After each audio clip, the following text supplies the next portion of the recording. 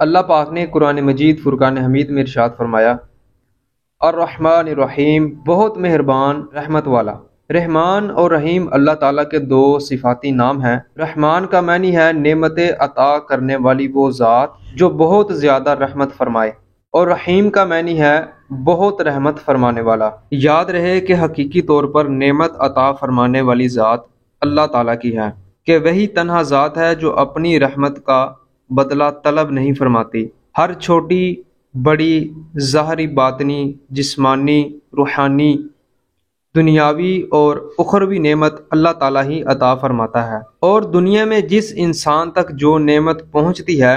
وہ اللہ تعالیٰ کی رحمت ہی سے ہے، کیونکہ کسی کے دل میں رحم کا جذبہ پیدا کرنا، رحم کرنے پر قدرت دینا، نعمت کو وجود میں لانا، دوسرے کا اس نعمت سے فائدہ اٹھانا اور فائدہ اٹھانے کے لیے اعضاء کی سلامتی عطا کرنا، یہ سب اللہ تعالیٰ کی طرف سے ہی ہے۔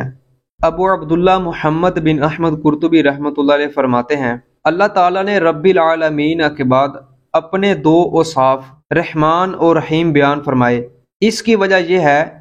کہ جب اللہ تعالیٰ نے فرمایا کہ وہ رب العالمین ہے تو اس سے سننے اور پڑھنے والے کے دل میں اللہ تعالیٰ کی عظمت کی وجہ سے اس کا خوف پیدا ہوا، تو اس کے ساتھ ہی اللہ تعالیٰ کے دو اوصاف رحمان اور رحیم ذکر کر دیے گئے، جن کے ضمن میں اللہ تعالیٰ کی اطاعت کرنے کی ترغیب ہے۔ یوں ترہیب اور ترغیب دونوں کا بیان ہو گیا تاکہ بندہ اللہ تعالیٰ کی اطاعت کرنے کی طرف اچھی طرح راغب ہو اور اس کی نافرمانی کرنے سے رکنے کی خوب کوشش کرے۔ قرآن مجید میں اور مقامات پر اللہ تعالیٰ کی رحمت اور اس کے عذاب دونوں کو واضح طور پر ایک ساتھ ذکر کیا گیا ہے۔ چنانچہ اللہ تعالیٰ نے ارشاد فرمایا، نبی عبادی انی انا الغفور الرحیم وان عذابی هو العذاب العلیم، میرے بندوں کو خبر دو کہ بے شک میں ہی بخشنے والا مہربان ہوں، اور بے شک میرا ہی عذاب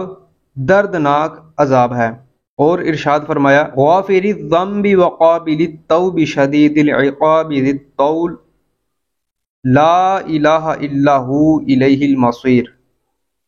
گناہ بخشنے والا اور توبہ قبول کرنے والا، سخت عذاب دینے والا، بڑے انعام عطا فرمانے والا ہے، اس کے سوا کوئی معبود نہیں، اسی کی طرف پھرنا ہے۔ نیز حضرت ابو ہریرہ رضی اللہ تعالی عنہ سے روایت ہے، رسول اللہ صلی اللہ علیہ وآلہ وسلم نے ارشاد فرمایا، اگر مومن جان لیتا کہ اللہ تعالیٰ کے پاس کتنا عذاب ہے تو کوئی بھی اس کی جنت کی امید نہ رکھتا، اور اگر کافر جان لیتا کہ اللہ تعالیٰ کے پاس کتنی رحمت ہے تو اس کی جنت سے کوئی نا امید نہ ہوتا۔ لہٰذا ہر مسلمان کو چاہیے کہ وہ امید اور خوف کے درمیان رہے اور اللہ تعالیٰ کی رحمت کی وسعت دیکھ کر گناہوں پر بے باک نہ ہو، اور نہ ہی اللہ تعالیٰ کے عذاب کی شدت دیکھ کر اس کی رحمت سے مایوس ہو۔ اللہ تعالیٰ کے علاوہ کسی اور کو رحمان کہنا جائز نہیں، جبکہ رحیم کہا جا سکتا ہے، جیسے قرآن مجید میں اللہ تعالیٰ نے اپنے حبیب صلی اللہ علیہ وآلہ وسلم کو بھی رحیم فرمایا ہے۔ چنانچہ ارشاد باری تعالیٰ ہے، بے شک تمہارے پاس تم میں سے وہ عظیم رسول تشریف لے آئے جن پر تمہارا مشقت میں پڑنا بہت بھاری گزرتا ہے، وہ تمہاری بھلائی کے نہایت چاہنے والے، مسلمانوں پر بہت مہربان رحمت فرمانے والے ہیں۔ اگلی آیت میں اللہ تعالیٰ نے ارشاد فرمایا، مالک یوم الدین،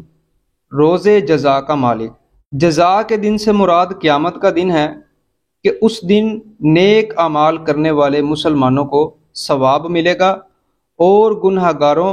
اور کافروں کو سزا ملے گی، جبکہ مالک اسے کہتے ہیں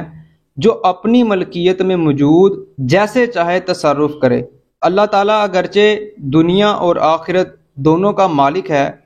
لیکن یہاں قیامت کے دن کو بطور خاص اس لیے ذکر کیا